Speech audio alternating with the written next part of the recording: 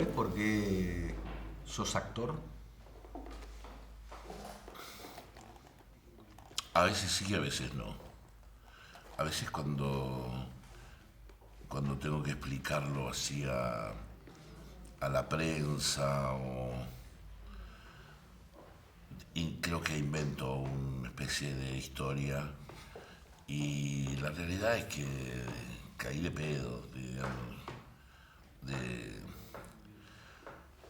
siempre fui un buscavida toda mi vida, siempre de que chico, bueno, pero de chico más, pero después cuando fui más adulto era como que buscaba más los grupos humanos. Y caí ahí de pedo porque había un grupo humano que me gustaba. En realidad yo estudiaba abogacía en Córdoba. ¿Querías Y ser abogado? yo militaba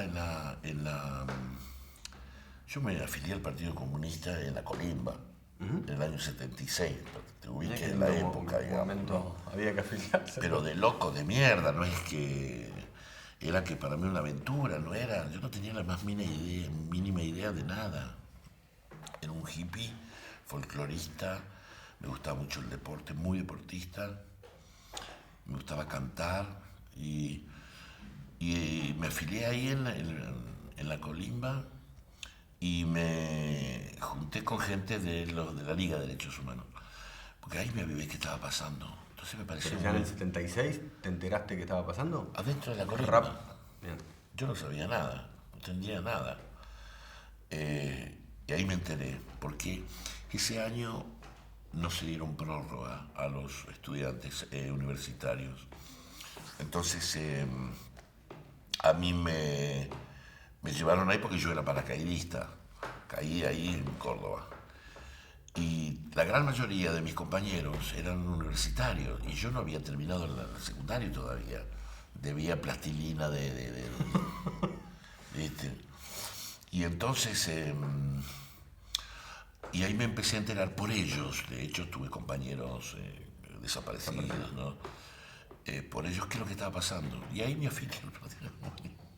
¿Seguiste muchos años en el Partido Comunista? Hasta que me echaron por comunista. Más o menos unos 10 años, 15 años más. Demasiado comunista. Demasiado comunista. ¿Cómo era? Perdón. Y ahí enfrente estaba filosofía y letra. Había una carrera humanística y licenciatura en cinematografía. Y eran todos hippies, ¿entendés? Y de este lado eran todos sorete, Sí. estaba aquí, corbatín.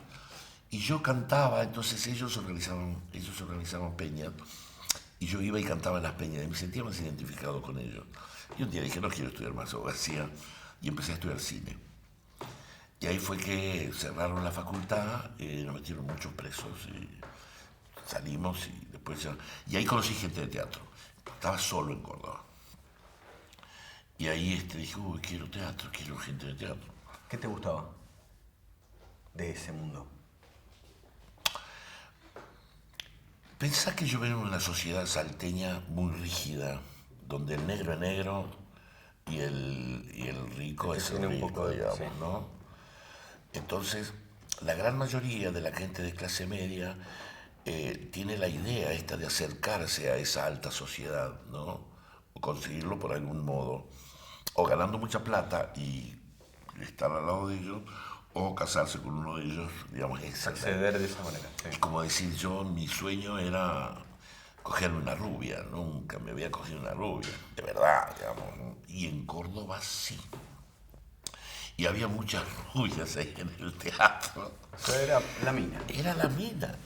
Y dije, bueno, y ahí fue que me acerqué, primero rendí en el conservatorio, lo rendí bien, fui a una escuela que me mandaron así y empecé a estudiar. Y empecé a estudiar, pero así me recibió, me dice, bueno, tenés que pagar tanto.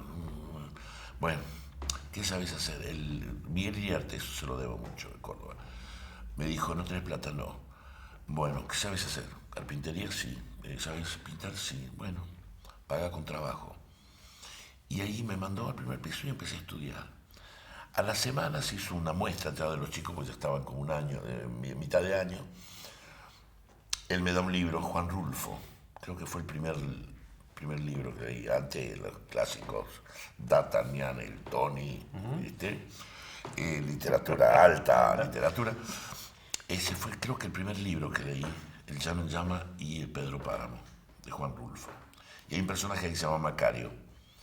Me dijo, léelo en la muestra. Y yo de cara dura me lo estudié de memoria y lo hice. Y en la muestra había mucha gente de Córdoba, inclusive actores y ya conocidos.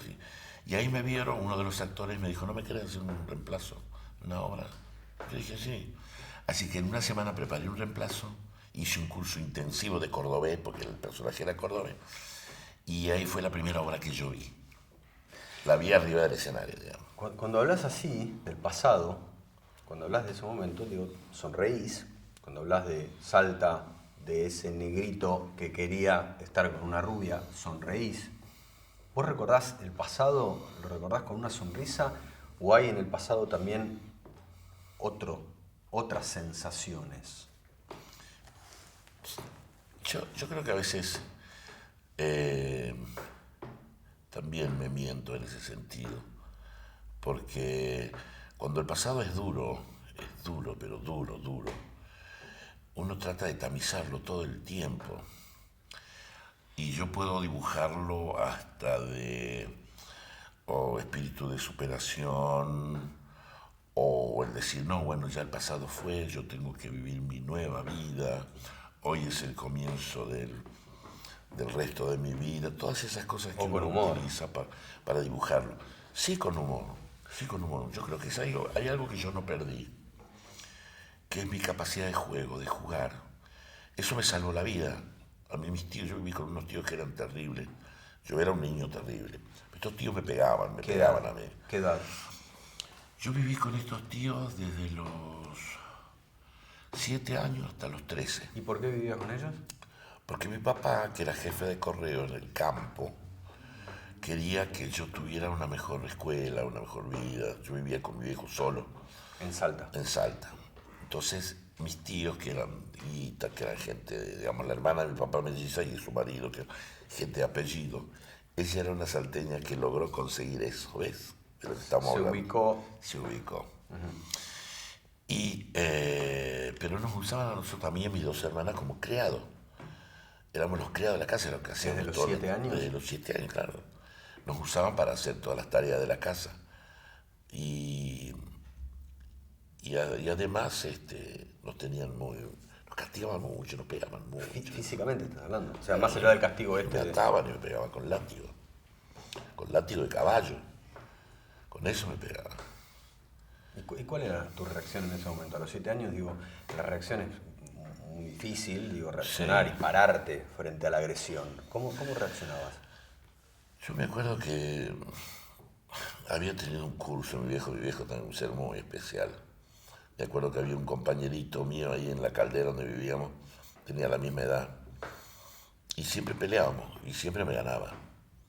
Y yo iba llorando a mi casa, todo lastimado, y mi viejo, ¿qué te pasó? Pero el Hipólito me pegó. Bueno, vamos, me llevaba al Hipólito y le daba 5 pesos. ¿No? Y volvíamos a casa, aprendí a defender. ¿Tá? Y me armaba bolsa para que yo... Y yo he llegado a pegarle a casi todo el pueblo, pero al Hipólito nunca le pegué. Ese fue el karma de mi vida, el Hipólito. ¿Lo volviste a ver a Hipólito? Falleció, o sea que estuve hace poco en el pueblo y sé que falleció. Y entonces yo era como medio duro, medio indio, digamos. Entonces, ante la agresión yo no reaccionaba. Y eso era una de las cosas que mi tío más odiaba, porque ellos me pegaban y yo los miraba, se me caían las lágrimas de dolor, pero los miraba fijo, ¿no? Hasta que un día me pegaron y yo no soporté, le saqué y le pegué a mi prima, me acuerdo que me estaba pegando, prima mayor que yo. Ella se puso a gritar, lo llamó a mi tío. Mi tío era una bestia, una casa grande que vivíamos acá en Núñez, Arias y Conde. Yo salí corriendo para el patio al fondo, tenía un quincho grandísimo, y lo veía el tío que venía, y no sabía qué hacer, ya estaba, viste, ya veo así. En esa época se lavaban las botellas para venderlas. Agarré una botella, la rompí y lo esperé. Y le dije, me llegas a tocar y te mato. no supo qué hacer. Y le dije, acordate que vos dormís la siesta. Yo no duermo la siesta. ¿Tenías qué edad? 13 años. Mi tío bajó el látigo, se fue, y de ahí nadie más me habló en la casa, nadie. Tuve 2 o 3 días así, no me daban de comer, estaba como... Entonces un día agarré el bolsito y me fui a Salta. Me fui a buscarlo a mi papá. Y mi papá me dijo, mira, yo se te queda. Él vivía ya, estaba en un pueblito que se llama Lumbrera, un pueblito de 100 habitantes. Pero yo no quería estar ahí porque yo ya había vivido en la ciudad. Y entonces me fui, le dije, no, yo quiero vivir en la ciudad, quiero estudiar y que todo. No. Bueno, andate a Salta. Y me fui a lo de mi abuela. Y mi abuela no me quiso recibir, me dijo que no, que mi deber estaba al lado de mi papá, que ella no me iba a bancar. Y así que me quedé solo. Y ahí empecé a vivir solo. ¿Dónde? En la ciudad, en Salta. ¿Pero y dónde dormías? Y al principio donde tuviera lugar. Me agarró verano, así que hasta que me... ¿Recordás la primera noche? No. ¿Recordás ese momento? Recuerdo las noches de invierno, que eran las más difíciles, porque en verano siempre encontrabas un lugar donde estar. En invierno era muy difícil, porque tenías que encontrar el lugar donde estar, ¿no? Y yo me acuerdo que en Salta había una tienda que estaba cerca de la plaza. No había muchos indigentes, no había muchos. ¿No tenías compañeros de No, situación de no, tu edad? No. Había, pero era como gente, por ahí a lo mejor con problemas, o los típicos lincheras, ¿no? Pero yo sentía que no era parte de ellos, yo sentía porque yo, por ejemplo, buscaba un lugar para dormir en invierno, que eso era lo más, y era una guerra, una batalla campal. Por el lugar. Por el lugar. Muchas veces esos son los recuerdos más duros que yo tengo, porque te transformas en una especie de animalito. Cuando ahora estás recordando esto, Sí. me lo estás contando, ¿recordás cuál era esa sensación de ese momento? Digo, solo en una ciudad, luchando por un lugar, como decís, casi un animalito. Sí. ¿Cuál era la sensación, el sentimiento que gobernaba o que prevalecía en vos? Está claro. Hay como una especie como que el tiempo desaparece. No te ves mañana. Vivís el hoy, vivís el momento ese. Es la oportunidad de agarrar algo para poder comer y poder vivir. Te olvidas de los valores, no existen los valores. Si haces daño no te das cuenta de que haces daño, porque siempre sentís que el otro es el que te quiere dañar. Entonces de ahí yo siento que hablé del animalito, porque es encontrar tu mejor lugar para cobijarte, y si otro te lo quiere quitar, lo defendes a capa y espada. ¿Y perdías en esos combates, en esas batallas por el lugar? ¿Te tocaba perder? ¿Algunas noches? No recuerdo haber perdido. No recuerdo haber perdido. Yo creo que tenía un espíritu de supervivencia muy grande. Muy grande, que hacía que cuando yo sentía que había algo que me podía dañar, viste, como un límite, ¿no? Por ejemplo, después yo lo vivía así con las demás cosas.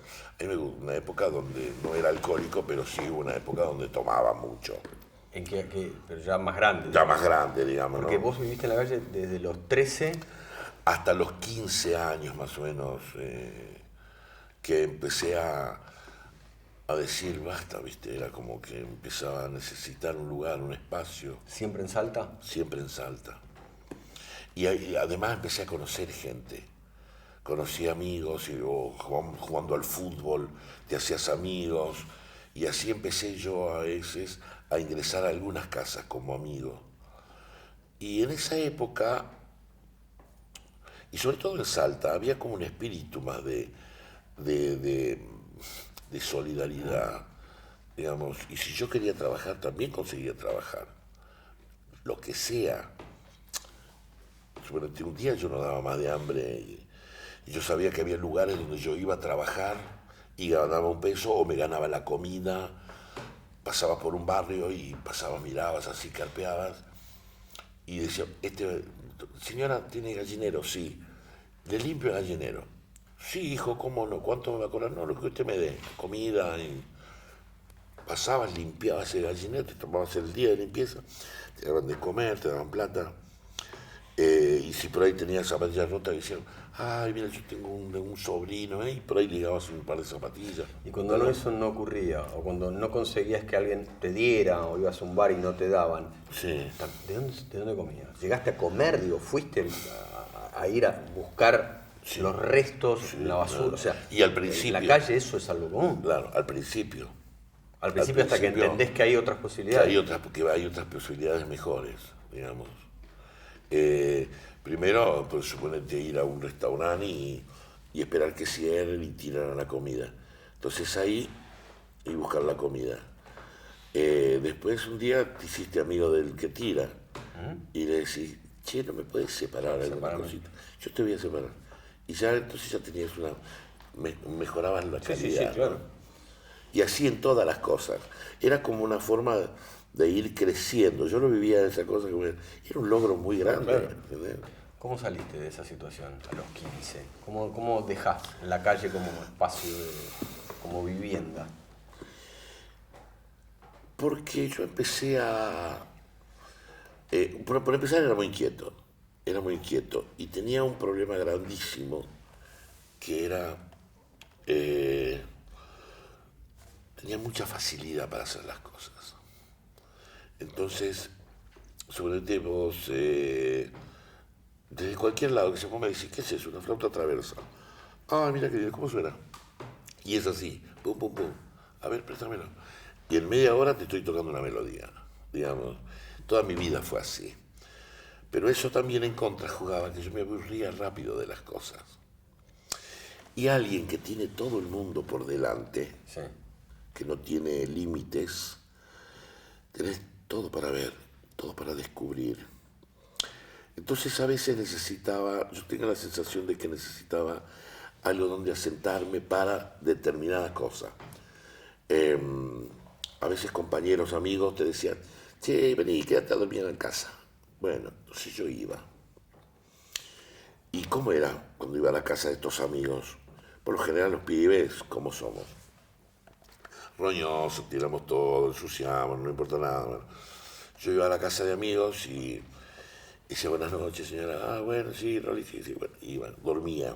Al otro día me levantaba, desayunaba, tendía la cama, desayunaba, lavaba la tacita. Y las madres, los padres, miralo al Rolly, mis amigos me querían matar. Bueno, era esa forma de supervivencia. Yo tengo un recuerdo que me acuerdo un día, hacía mucho tiempo que venía con mucho hambre, y consigo lavar 3 autos. En un barrio iba caminando así. Había un señor que le dijo, ¿le ayuda a lavar el auto? Me dice, ¿no querés lavármelo? Le digo, sí, y entonces ahí vino el vecino de Galilea y lavé 3 autos. Y me gané un montón de plata.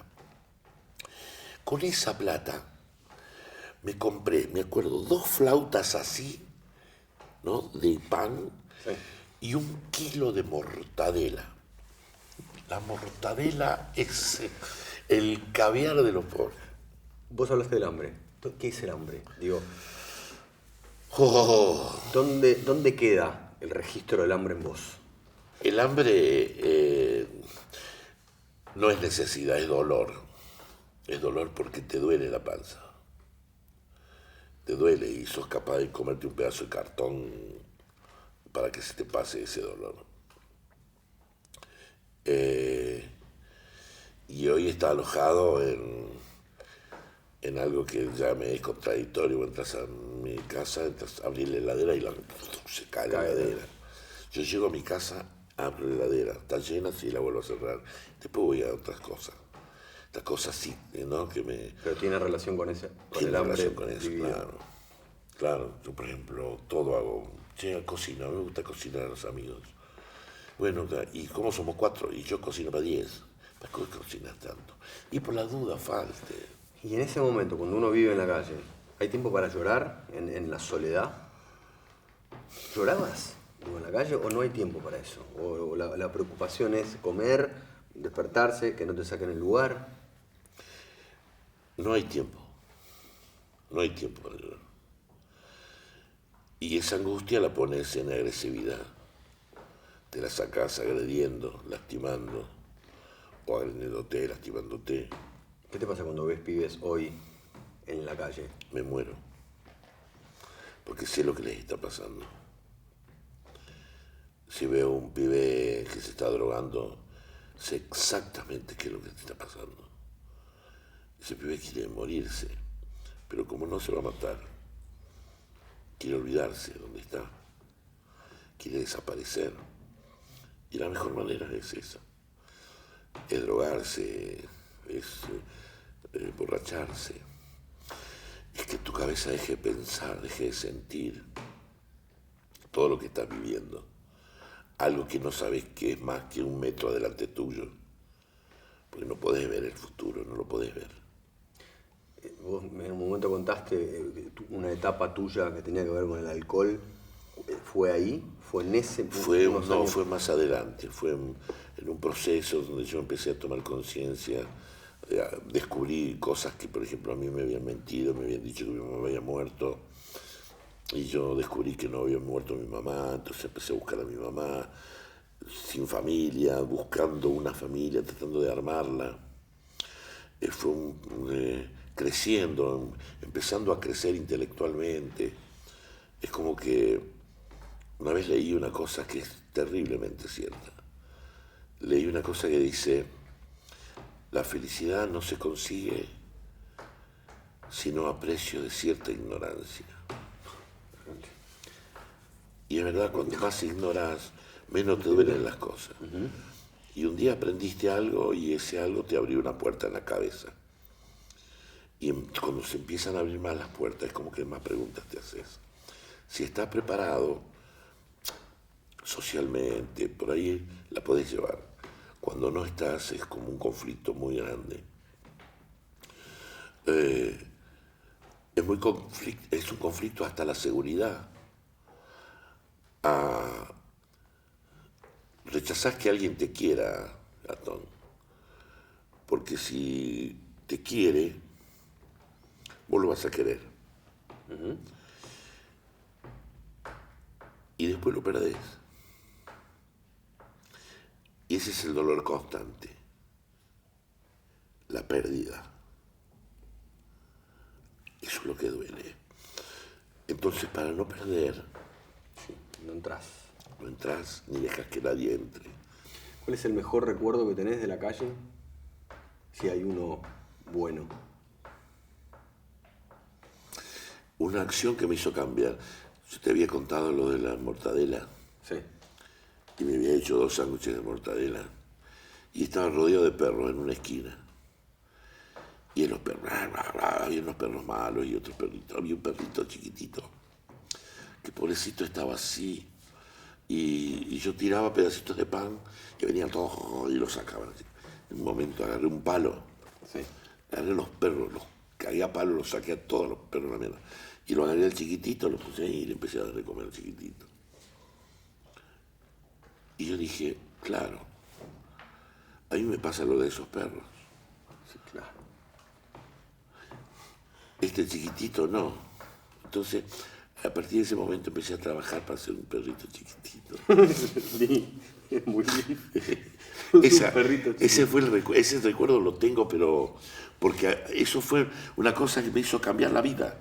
La sensación esta del momento ese, un lindo momento, ¿cuál fue, más allá de que no quiero terminar con esto, ¿no? Pero cuál fue el momento más crudo en la calle? Así como ese momento del perro, del perrito, fue como un momento revelador, es un hecho revelador, Sí. y hay un antes y un después. ¿Cuál fue el momento en la calle más crudo? ¿Recordás? Creo que no un momento. Creo que la suma de esos momentos donde me hacía cualquier cosa para no estar. Que eran varios momentos. Esos fueron los momentos más duros que yo me acuerdo. Decía, no quiero más esto, entonces era fácil en esa época, digamos, el pegamento, claro, que era lo más... Que no entraste en esa. Sí, usaba pegamento, sí, ¿Usaste? usaba para dormirme, porque me agarraba, o si no, ¿sabes qué hacía? Iba a los autos y agarraba, le sacaba ¿cómo es? gasolina. Y respiraba gasolina y te agarrabas unos mambos, y quedabas quieto. Y ahí desaparecías. La cabeza te dolía 74 días después, pero desaparecías un rato. desaparecías un rato, sí. Eso es la suma de esos momentos. Y esos momentos terribles que yo tuve mucha suerte, Gastón, mucha suerte, porque en esos momentos son esos terribles momentos donde no te importa nada. No te importas vos y menos el resto, digamos. Sí, en esos momentos uno puede hacer lo que sea. Lo que sea. ¿Por qué lo contaste? ¿Por qué contaste esto así? Lo hablo porque a mí me hace bien, porque a mí me saca, yo lo exteriorizo y no siento pena, inclusive hasta cuando entro al lugar donde me agarran una tristeza muy fuerte. Pero yo siento como que, no sé, como que lo limpio. Gracias, Rolly. Qué gracias. Trae lucas. Si no la pagas, te doy, ¿eh? Vos lo conoces a Ya él. sabes que soy violento.